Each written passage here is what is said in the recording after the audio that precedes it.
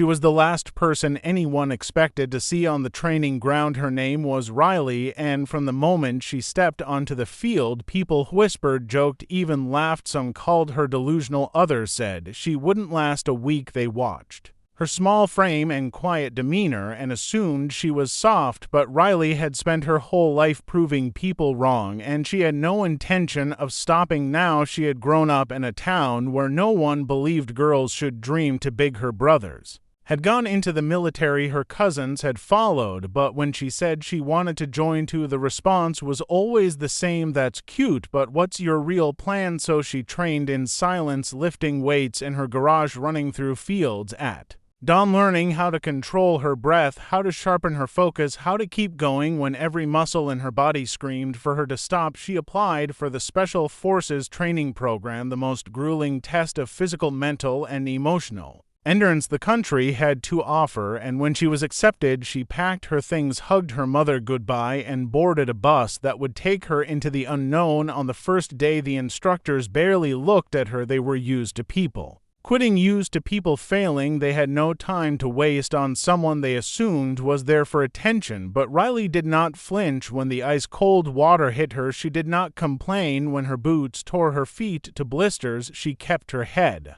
down, followed orders, and watched. She studied. The others saw who was breaking, who was bluffing, who was silently dominating the course, and every night when the others collapsed onto their bunks, she stayed up, stretching, bandaging her feet, reviewing everything she had done wrong and deciding how she would fix it tomorrow. There was one moment during the second week that nearly broke her. It was a climb over a wall that seemed built to humiliate her. Every time she tried, her foot slipped or her grip failed, and she would fall into the mud below. The other candidates moved past her, some with pity, some with indifference, and the instructors called out next, but she did not step aside. She tried again and again until her arms burned, until her knees bled, and just when they were about to call time, she pulled herself over the top and dropped down on the other side, breathless but standing. Later that night, one of the instructors walked past her bunk and paused for a second without looking at her. He said quietly, "Most people would quit today," and then he kept walking. She said nothing, just nodded to herself and tightened the laces on her boots, because she knew this was just the beginning and they had no idea what was coming.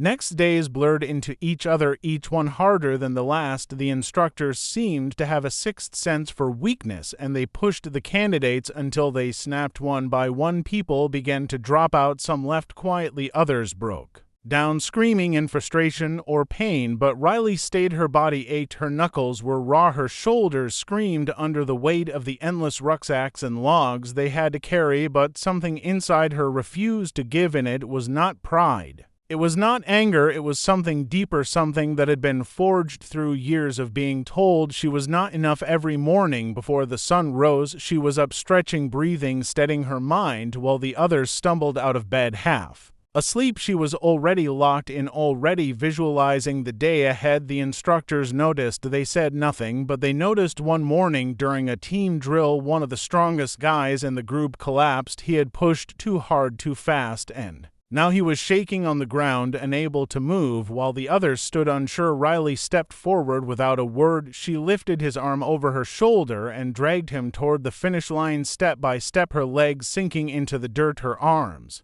trembling under the weight, but she kept going. The instructor said nothing, but they wrote her number down. After that, everything changed a little. The laughter faded, the side glances stopped during the navigation challenge in the freezing rain. When others got lost, she trusted her instincts and finished first. When they had to do underwater endurance drills, she stayed under so long the instructors had to check if she was still breathing. She came up calm, steady, as if she had just been floating. The other candidates started looking to her for cues, small things like when to push, when to conserve, when to speak, and when to shut up. She never said much. She didn't have to. Her actions spoke for her, but that did not mean it got easier. In fact, it got harder. The instructors saw her potential, and they wanted to test it, to break it. They made her carry more, run farther, repeat drills with no rest. They watched for cracks, but she gave them none. Her body was breaking, but her will was Not in that terrified them one night. While everyone was asleep, one of the instructors called her outside. Without warning, they made her run a solo course in the dark, cold, and barefoot. Every part of her wanted to stop, every step stabbed through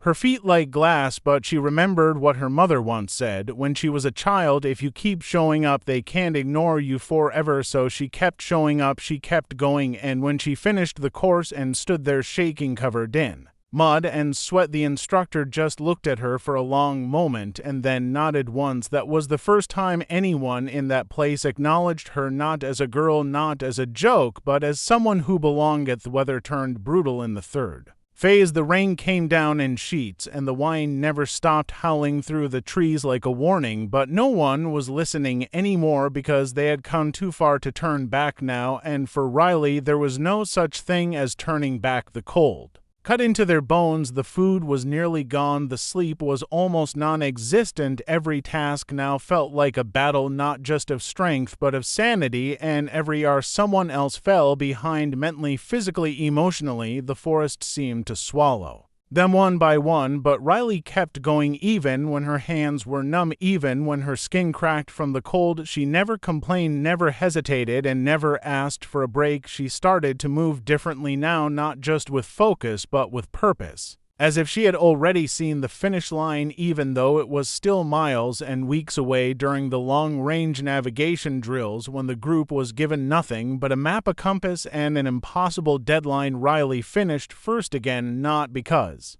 she was the fastest, but because she never second-guessed herself. Every step she took was measured, every decision rooted in hours of quiet study and instinct. She had learned not to panic, not to chase perfection, but to trust the process. One night, near the end of the phase, the candidates were forced to carry a 200-pound stretcher through 20 miles of mountainous terrain. The weight crushed their shoulders, the incline stole their breath, and the mud dragged at their boots like chains. By Mile 5, one man collapsed. By mile 10, another vomited and begged to be pulled out, but Riley stayed at the front, gripping the stretcher as if it were her own future and pulling the team behind her whether they wanted it or not. The instructors watched from the trees, silent like shadows, taking notes but saying nothing, because what could they say? The girl who was once laughed at was now holding the team together with nothing but raw willpower and steady breath. By mile 18, they reached a river, freezing and swollen from the storm. They had to cross it or start over, and no one moved except Riley. She walked straight into the water without a word and began moving across, chest deep, current, strong face calm and unshaken. The others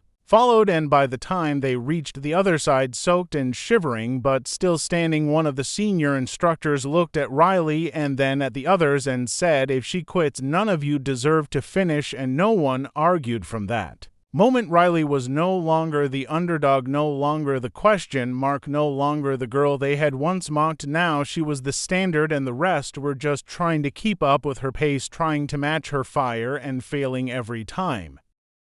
The final phase was a test not just of strength or endurance, but of mind and spirit. It was designed to break them, to force them to confront everything they had learned, and to see if they had the heart to finish. Riley had reached a point where exhaustion was her closest companion. Every breath was heavy, every movement felt like pushing a mountain, but beneath the fatigue there was a quiet fire burning, a fire that refused to be snuffed out. The instructors laid out a series of impossible challenges, navigation exercises, endurance tests, combat drills, and survival scenarios that stretched them to the edge, and through it all Riley moved with a calm certainty that unsettled even the toughest instructors. When it came time for the endurance march, she led her group through 40 miles of rocky terrain without a single complaint, without a single misstep. Despite the pain, she kept her team focused, pushing forward. When others faltered, they looked to her for strength and found it. When the night exercises forced them to operate with nothing but their senses, she was a ghost moving through the shadows with silent confidence. She solved problems no one else could understand, and when they faced live fire drills, she was steady, unshaken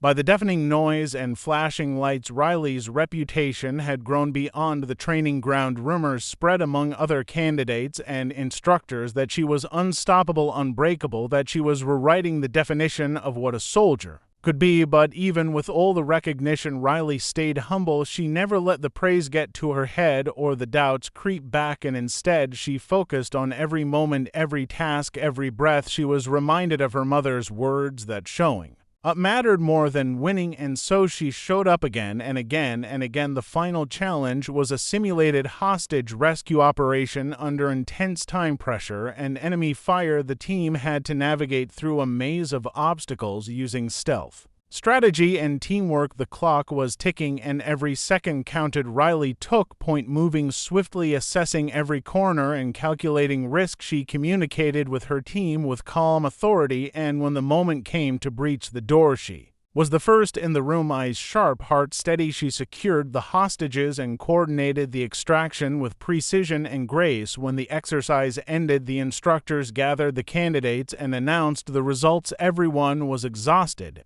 and on edge, but when Riley's name was called as the top performer, there was no surprise, only respect. The laughter that had once echoed on the training ground was replaced by applause and nods of approval. She had earned her place not because she was a girl, but because she was the best, and in that moment all the doubts, all the ridicule, all the underestimation melted away, replaced by something far more powerful, the undeniable truth that Riley was a force to be reckoned with. The days after graduation were filled with a strange mix of relief and anticipation. Riley had proven herself on the toughest course, the one that crushed dreams and bodies alike, but the real challenge was just beginning. The world outside the training grounds was different, unpredictable, and far more dangerous. She found herself deployed to places where the stakes were higher, lives were on the line, and every decision could mean survival or disaster. Her first mission tested everything she had learned. The terrain was hostile, the enemy was cunning, and the pressure was relentless, but Riley moved with the same calm determination that had carried her through training. She led her team through treacherous landscapes, making split-second decisions, coordinating with precision, and earning the trust of those around her. It was not easy. She faced skepticism even in the field. Many struggled to accept a woman in such a role, but Riley let her actions speak louder than words, and soon those doubts began to fade. Her teammates saw her resilience, her skill, her unwavering commitment to the mission, and they followed her without hesitation. The missions kept coming, each one pushing her further into the unknown, from desert heat to jungle humidity, from snowy mountains to urban chaos. Riley adapted, learned, and grew. Every challenge became a stepping stone, every obstacle an opportunity. She broke records not just in physical feats, but in leadership, in strategy, in courage. She saved lives and earned medals, but what mattered most to her was the respect she had fought so hard to gain. It was not about proving people wrong anymore. It was about proving to herself that she was capable, that her dreams were valid, and that she belonged in a world that had once laughed at her. The media caught wind of her achievements, and stories started to spread about the girl who shattered every special forces record. The headlines praised her grit and determination, but Riley remained grounded, avoiding the spotlight, focusing on her team, her missions, and her growth. She became a symbol for others who had been underestimated, a beacon of hope for anyone who had been told they didn't belong. She spoke quietly at events, encouraging others to pursue their passions no matter the odds, and her story inspired countless young women to consider paths they had never imagined possible. But even as she reached new heights, Riley knew her journey was far from over. She carried with her the lessons of hardship, the memory of every painful step, and the understanding that true strength came not from never falling, but from rising every time she fell. She remembered the laughter, the doubts, and used them as fuel to push harder, to run faster, to fight longer, and to never let anyone define her worth except herself, because in the end it was not about breaking records, it was about breaking barriers, breaking limits, and breaking the cycle of underestimation. Is past, and Riley's story grew into legend not just because of the records she shattered, but because of the barriers she broke and the hearts she inspired. She became a mentor to new recruits, sharing the hard-earned wisdom that only experience could teach. She spoke openly about the struggles, the pain, and the moments when quitting seemed like the only option, but she reminded them that those moments were the turning points that defined true strength. Her leadership extended beyond the battlefield. She advocated for Better training resources, equal opportunities, and a culture that valued every soldier regardless of gender. Her influence changed the way the Special Forces thought about strength, resilience, and potential. She knew that her journey was a thread in a larger tapestry, a tapestry woven from the stories of every soldier who had fought for recognition and respect, and she was proud to be part of that story. But Riley never forgot where she came from, the laughter, the doubts, the long nights pushing past pain. She carried those memories like a fire, keeping her grounded and hungry for more. She used her platform to speak for those who had no voice, to challenge outdated assumptions, and to open doors that had long been closed. And even though she had achieved so much, she remained humble, never losing sight of the fact that the greatest battles were often fought within, and that the fight to prove oneself never really ended. Her legacy was not just in the records or medals, but in the lives she touched and the barriers she tore down for the next generation. And on quiet nights when the world was still and the weight of her journey settled on her shoulders, she thought back to that first day when they laughed at the girl and smiled, knowing that she had not only broken records, but she had rewritten the story of what was possible for anyone brave enough to show up and believe in themselves. Because in the end, it was never about being the strongest or the fastest, but about having the courage to keep going when no one believed you could.